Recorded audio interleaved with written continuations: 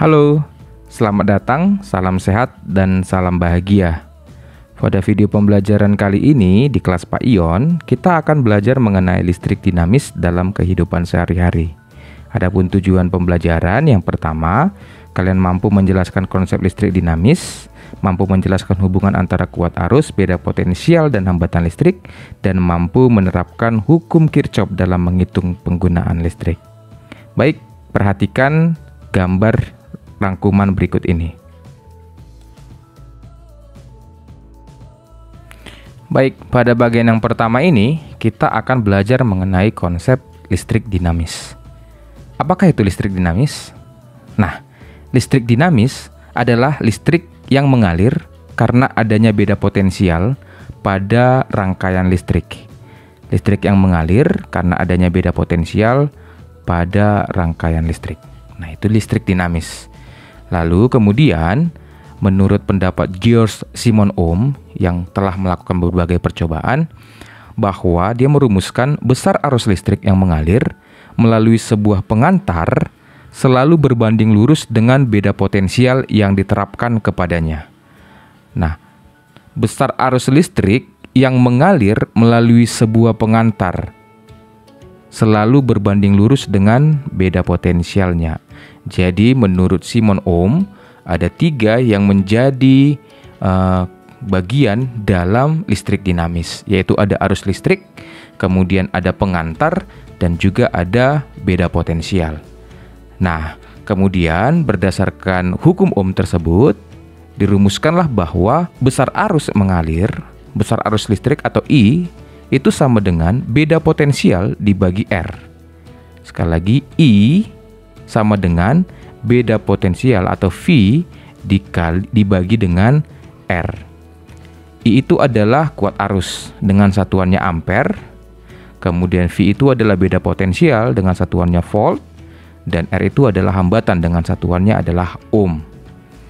Nah, untuk bagian yang pertama mengenai kuat arus itu adalah banyaknya muatan listrik yang mengalir per satuan waktu, atau dapat dirumuskan dengan I sama dengan Q dibagi dengan T.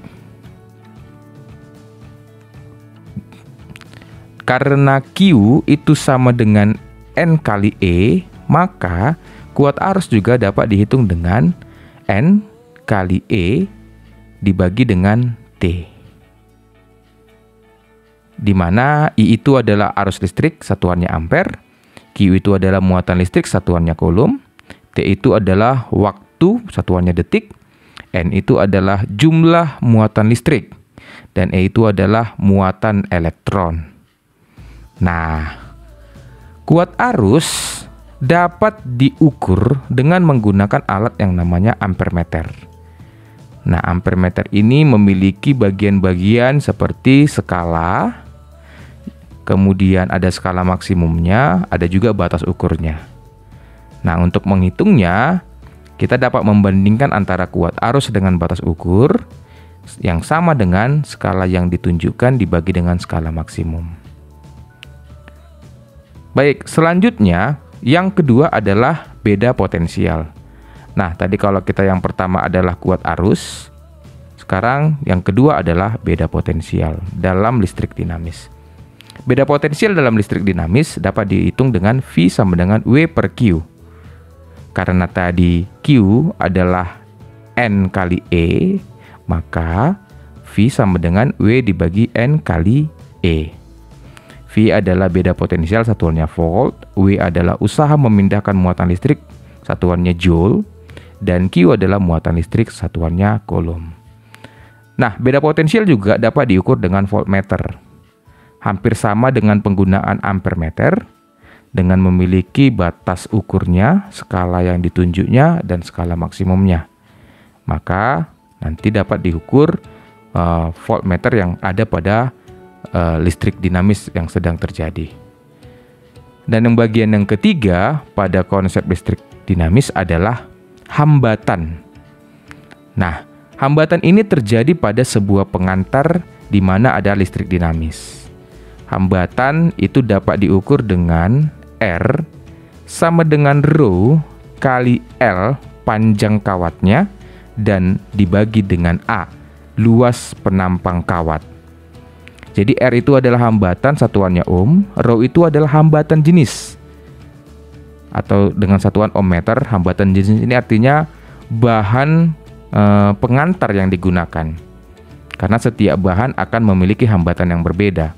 Dan kemudian ada L, itu panjang kawat dengan satuan meter, serta luas penampang kawat, artinya ketebalan kabel atau ketebalan pengantar yang digunakan pada rangkaian listrik tersebut.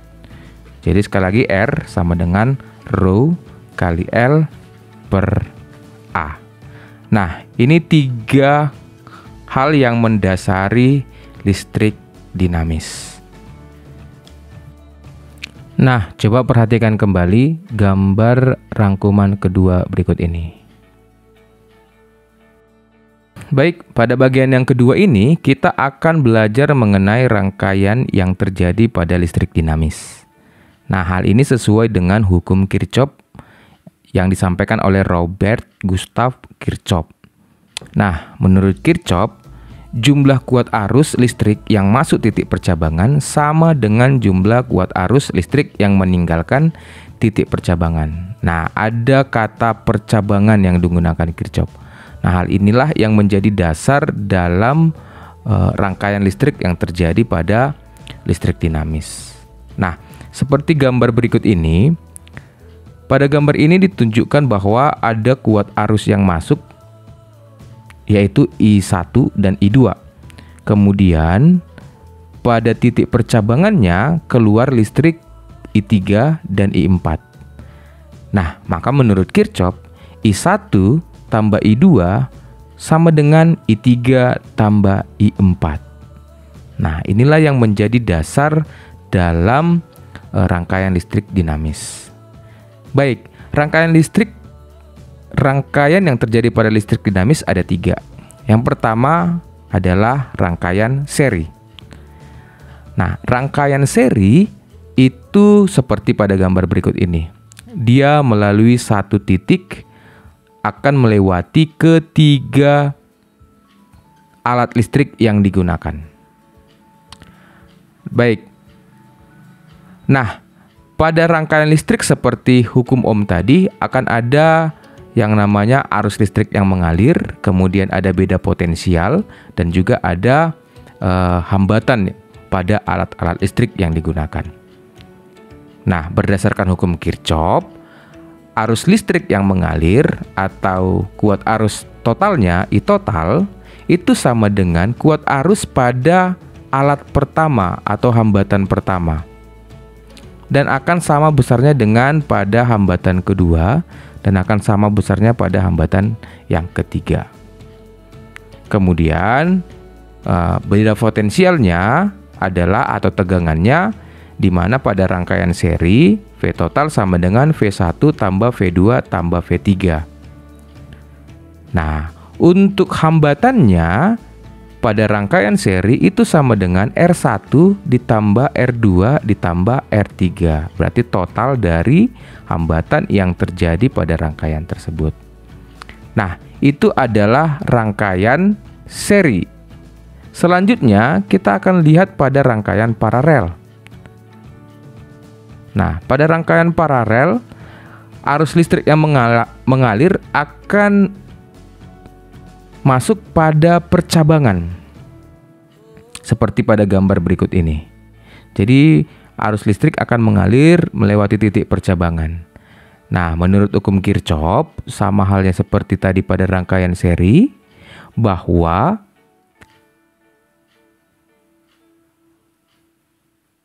I total sama dengan, sebentar ya, I total atau kuat arus yang mengalir itu sama dengan kuat arus pada hambatan 1 ditambah dengan pada rangkaian 2 ditambah dengan pada rangkaian ketiga. Jadi I total sama dengan I1 tambah I2 tambah I3. Kemudian tegangannya atau beda potensialnya, beda potensial total itu akan sama dengan beda potensial pada hambatan 1, sama dengan pada hambatan 2, dan sama halnya dengan pada hambatan 3. Dan hambatan yang terjadi pada rangkaian paralel itu dapat dirumuskan I per R total sama dengan 1 per R1 ditambah 1 per R2 ditambah 1 per R3. Nah, dan rangkaian yang ketiga adalah rangkaian pada seri paralel. Nah, rangkaian seri paralel ini merupakan rangkaian atau gabungan dari rangkaian seri dan rangkaian paralel. Nah, kita dapat melihat seperti ini. Ada listrik yang mengalir akan melewati satu titik atau secara seri dengan kuat arusnya, sumber arusnya, kemudian akan mengalami percabangan di hambatan yang kedua dan ketiga. Nah, untuk menghitung hal ini dapat menggunakan gabungan antara bagian pada seri dan juga bagian pada paralel. Nah, untuk mengerjakannya, maka yang pertama nanti akan digunakan atau dihitung terlebih dahulu adalah rangkaian pada paralelnya. Jadi hitung dulu rangkaian pada paralelnya, termasuk kuat arusnya atau beda potensialnya atau hambatan penggantinya. Kemudian nanti dikombinasikan pada rangkaian serinya. Nah, untuk penggunaan rumus-rumus hukum Kirchhoff ini nanti akan kita gunakan pada video selanjutnya, yaitu pada pembahasan soal listrik dinamis. Nah, ada beberapa hal yang perlu disampaikan juga terkait dengan rangkaian-rangkaian ini. Baik, nah jika kita menggunakan rangkaian seri, keuntungannya adalah kita dapat mempersingkat dalam mematikan rangkaian listrik yang terjadi atau listrik dinamis yang terjadi. Misalnya, nah kita menggunakan lampu di bagian R1, R2, dan R3. Jika lampu pada R1 ini putus, maka listrik pada rangkaian 2 atau lampu pada kedua dan lampu ketiga juga akan ikut padam. Lalu kemudian juga jika pada lampu yang ketiga padam, maka pada rangkaian seri semua alat listrik juga akan ikut padam. Nah, beda dengan paralel. Pada bagian paralel, jika lampu pada bagian 1 yang padam, maka lampu pada bagian 2 dan bagian 3 akan tetap hidup. Dan ini yang sering digunakan pada rumah atau instalasi listrik pada rumah tangga sehari-hari. Nah, ada juga yang menggunakan rangkaian kombinasi seri paralel. Nah, tapi jika pada gambar ini, pada rangkaian ini, jika daripada hambatan 1 putus, maka hambatan 2 dan hambatan 3 juga akan ikut padam. Namun, jika pada hambatan 2 yang putus, hambatan 1 dan hambatan 3 akan tetap menyala. Nah, itu adalah beberapa hal informasi terkait dengan rangkaian listrik dinamis. Baik, pada bagian terakhir pada listrik dinamis, kita akan belajar mengenai energi dan daya listrik. Nah, energi dan daya listrik ini memiliki hubungan di mana energi listrik itu sama dengan daya listrik yang mengalir dalam satuan waktu. Sehingga dapat dirumuskan energi listrik W sama dengan daya listrik P dikali dengan waktu atau T. Sehubungan dengan daya listrik itu adalah beda potensial dikali dengan jumlah kuat arus yang mengalir, maka energi listrik dapat dihitung dengan menggunakan persamaan W sama dengan V kali I dikali T. Nah, selanjutnya berdasarkan hukum Ohm, di mana V itu sama dengan I dikali R, maka dapat diganti untuk menghitung rumus energi listrik adalah kuat arus dikuadratkan dikali R dikali T. R itu adalah hambatan pada rangkaian listrik yang terjadi. Nah, inilah yang dapat digunakan untuk mengukur energi listrik yang terjadi pada suatu rangkaian. Nah, energi listrik dan daya listrik ini adalah dapat digunakan untuk mengukur atau menghitung besarnya biaya listrik yang digunakan dalam rumah tangga. Di mana untuk menghitung biaya listrik dalam rumah tangga adalah banyaknya listrik atau P yang digunakan dalam waktu 30 hari. Karena biasanya untuk rumah tangga biaya listriknya adalah bulanan 30 hari dikalikan nanti dengan biaya listrik per kWh-nya.